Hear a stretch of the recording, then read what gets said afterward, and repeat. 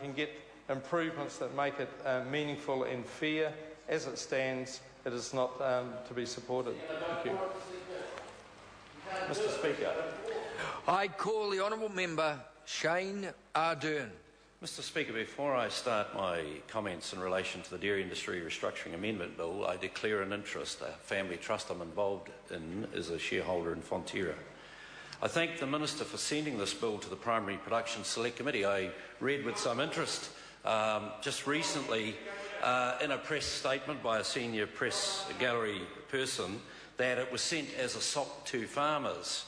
Well, I just want to clarify one thing. Every piece of legislation that's ever been related to the dairy industry, every piece of legislation that's ever been related to the dairy industry, that's legislation, not regulation, because of course regulation goes to the Regulations Review Select Committee, goes to the Primary Production Select Committee. So I'm not sure where that person got that from. Maybe she was interviewing her computer keyboard, but if she could tell us where that came from at some stage in the future, it would be interesting.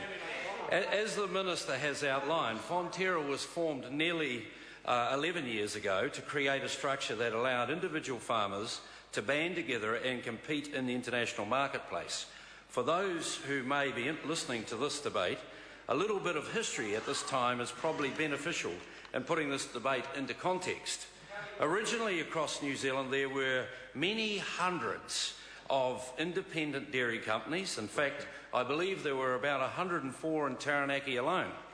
These companies were either farmer cooperatives or publicly listed or privately owned companies. They used to sell their products independently to both domestic and international markets.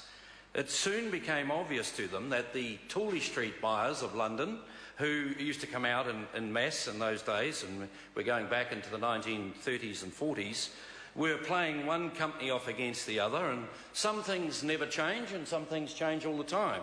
We're playing one company off against each other and lowering the price of dairy products overall in New Zealand.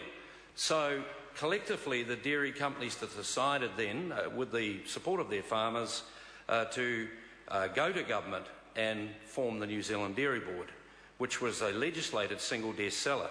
This structure was asked for and paid for by the farming companies. Mechanisation over the years has driven rationalisation, and most of the companies merged to form mega companies. And we got to the point where we ended up with two large companies in New Zealand dominating the Dairy Board affairs. At this time, the government desired to see deregulation of producer boards, and for the dairy industry, this resulted in the formation of Fonterra. Fonterra, in its 10 years, has achieved 8% growth annually. No other New Zealand-owned company has achieved this. Fonterra is now the dominant milk trading company in the world. That means that the original objectives have been met. That is, to have critical mass and be able to compete internationally. What is unique about New Zealand dairy industry is that we export 95% of what we produce, as opposed to most dairy nations where the domestic consumption is 95% or better. And in fact, in some cases, of course, it's well over 100%. That's why we're able to export to them. It brings $20 billion of export receipts into New Zealand and represents 26% of New Zealand's export earnings. And I want to go on record today to say that I'm proud of the achievements within this industry, and I believe that New Zealand stands to gain substantially if this industry continues to prosper.